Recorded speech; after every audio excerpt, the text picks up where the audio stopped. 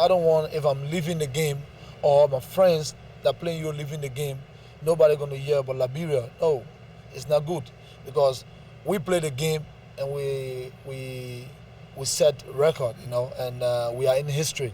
So Liberia have to live on. So the only way Liberia can live on is through development, to develop the youth. The problem of youth has become a central issue in Liberia. In the conflict, the so-called child soldiers, children as young as 8 years old, were seen fighting on the front line. Something had to be done. It was a challenge taken up by organisations like Don Bosco. Father Joe Glackin, a Catholic priest from Scotland, has been working with Liberia's children for over 10 years. Some of them just joined, either they were somewhere, people came and forced them to join one faction or another, or when they saw one of their family members being killed, or just as a means of survival, you know, when there's no way to live, no way to eat, so you go join.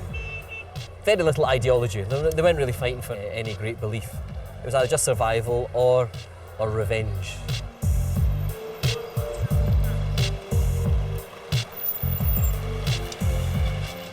I've been involved with rehabilitation since the war. And we've tried all the things, you know, the fancy counselling techniques and this thing and that thing. And it just suddenly struck me that just by putting themselves together in a team, they seem to kind of find an identity again. And this is the team Father Joe Glackin formed, the Millennium Stars, largely composed of former child soldiers. The idea to help them back to a normal life, which they're doing with the assistance of an English-based charity, CAFOD. And then by chance I mentioned to some people at CAFOD, you know, it would be great to bring a football team over for the Millennium. And to my surprise, they took it seriously. The Millennium Stars are travelling to England this September and are training hard for it. Practice every day, from Monday to Friday, Saturday, Sunday, we play a match. It's exactly the sort of discipline and regime that the boys need after years of disorder.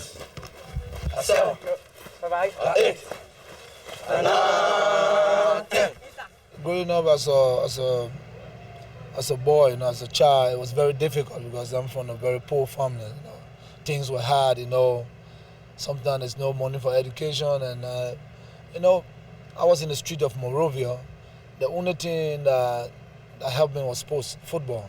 It sent me to school, and you know, it brought me through. And football really helped me a lot. This is the house where George was born in 1966. The ghetto in the suburbs of Monrovia hasn't changed much over the years. Football was an ideal escape. I can imagine what football did for me. You know, today you're sitting at my pool. Before I never had even room to sleep. You know, but I'm grateful to God. You know, and thanks to football. You know. It was here, just 10 minutes from his old house, that Weah first kicked to football. His meteoric rise from these mudflats to stardom should serve as an inspiration to everyone in Liberia, including the child soldiers. At the scrap church, we got to be like the world best. Because he got the potential and he got the skill. He's capable of doing anything, making the impossible possible. Sawa miole kuwe, ayantete kuwe, sawa miole kuwe, ka emba makuwe, ka ensog makuwe, age makuwe, ayantete kuwe, ka emba makuwe. The tour to England has given the Millennium Stars new hope. Half the team is now working. Good. Big. And 6 of the boys have even gone back to school. Okay, all this you have is 1, 2, 3, 4, right? 1 times 9 is 9.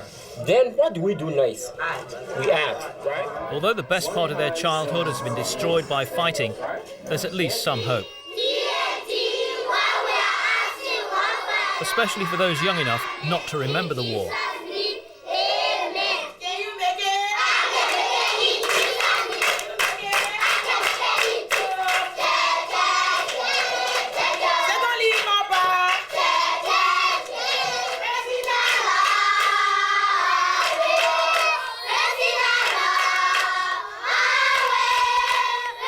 structurally, the war has damaged almost everything. You know, when I came here first, I mean, throughout the whole of the city, there was light, there was water, there was cinemas, restaurants, all that kind of stuff. Structurally, the war has damaged an awful lot. But obviously, what it's done to people's minds and whatever, I think perhaps in the long run we'll have to wait and see. In '96, with civil war raging, Liberia qualified for the African Nations Cup in South Africa. Say hi to the children for me. Against the odds, it was the first time that Liberia had qualified for any international tournament. They didn't get past the first round despite this victory against Gabon. But it was a start. Our performance was not too great, but for us it was proud to go to South Africa. We know that for the second time our performance will be a greater one. So we're working towards it, and we're going to prove to people that we got a great team. So to Liberia's latest campaign to qualify for next year's African Nations Cup. They started off by losing to Tunisia. Then they beat Uganda. With 2 teams through from each group, victory against bottom-placed Algeria would go a long way towards sealing Liberia's qualification.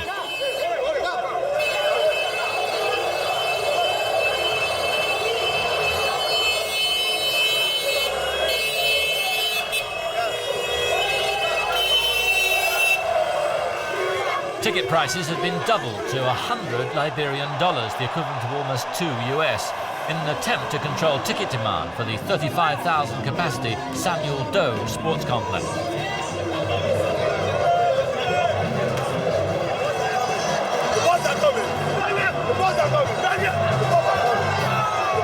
The Liberian national team is known as the Lone Star.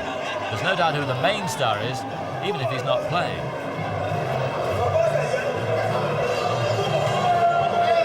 So please, today we want the effort that everybody will be on that field.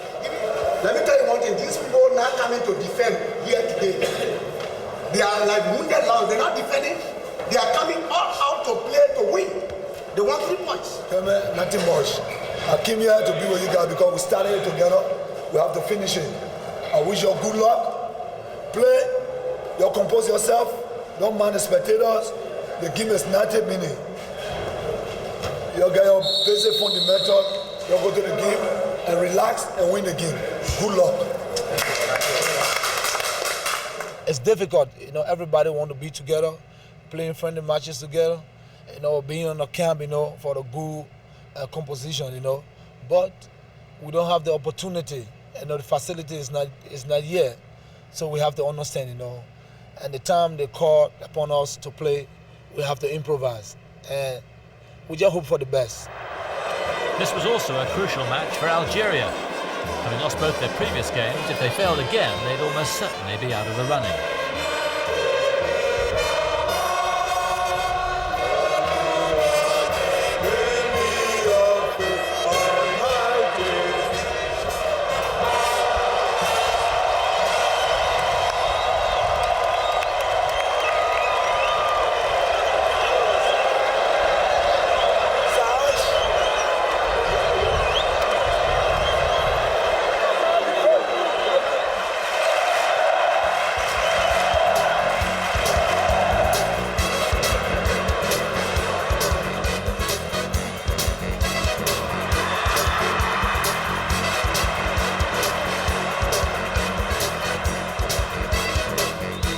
There may have been 9 foreign-based players on the field, but it was the local-based defender Joseph Amoah who came closest to scoring in the first half.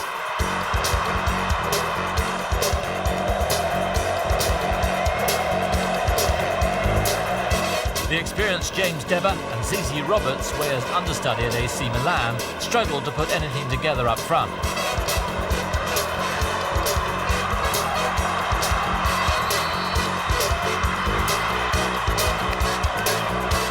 And the bumpy surface contributed to this wayward pass by Amoah and the first goal of the game. Rafik punishing the mistake.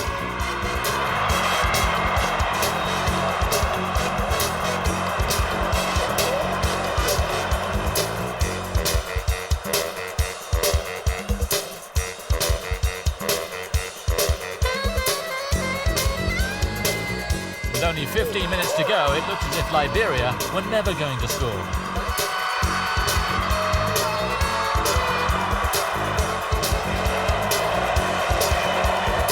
Then, the best move of the match.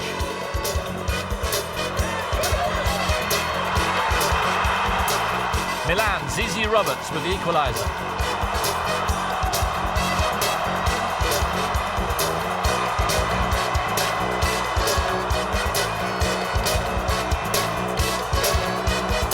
Time is running out, but maybe there was just a chance of a dramatic finish. Zizi Roberts again. Side netting. For a split second, the crowd thought it had gone in.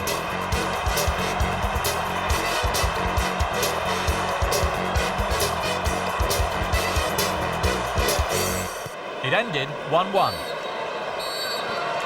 The Lone Star had missed George Weah's composure. Disappointed, but they're still second behind Tunisia with 3 games to go. It's in their hands.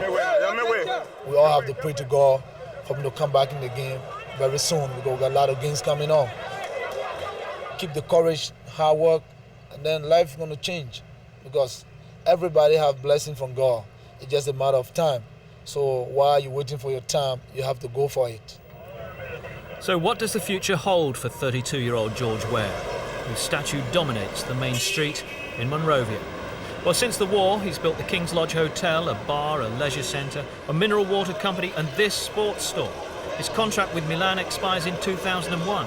And he's considering ending his playing career in the MLS.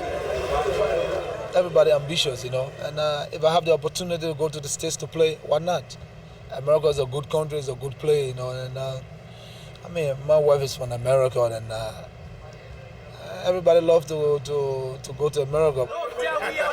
Weah's final visit of the weekend was to his sports store, where he met with the old school to discuss his African-based businesses, which they run. By the time he came to leave, the street was packed and he was mobbed.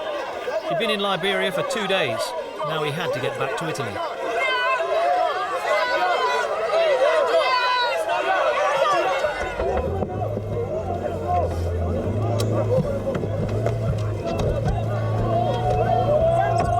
Weah's energy levels are astonishing. He hadn't really slept for almost 3 days. He never sleeps the night before a match, his mind constantly buzzing with football, his new position as a FIFA committee member, and the work he's doing for the United Nations Children's Foundation. But it's Liberia which is at the forefront of his mind, and he's doing everything he can as a sportsman to ensure that his nation heals its wounds. I thank God that I've gone so far, so good. And any other thing that will come my way, I would really appreciate. I'm still in the game and I'm still doing well, very well. So I'm in the race, trying to do my best for AC Milan, you know, for Liberia national team. I will try to see Liberia can go to World Cup. It's not impossible. Even if it don't happen anymore, at least I've served sports and I've given good things to sports in the world. And a lot of people appreciate me for that. So that's the most important.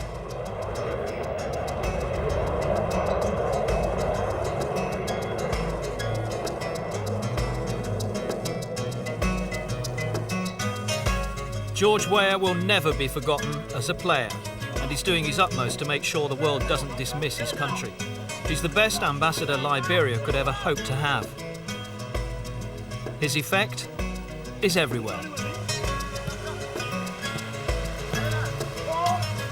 Next week, we meet one of the rising stars of world football, Denilson. Until then, goodbye from Futbol Mundial.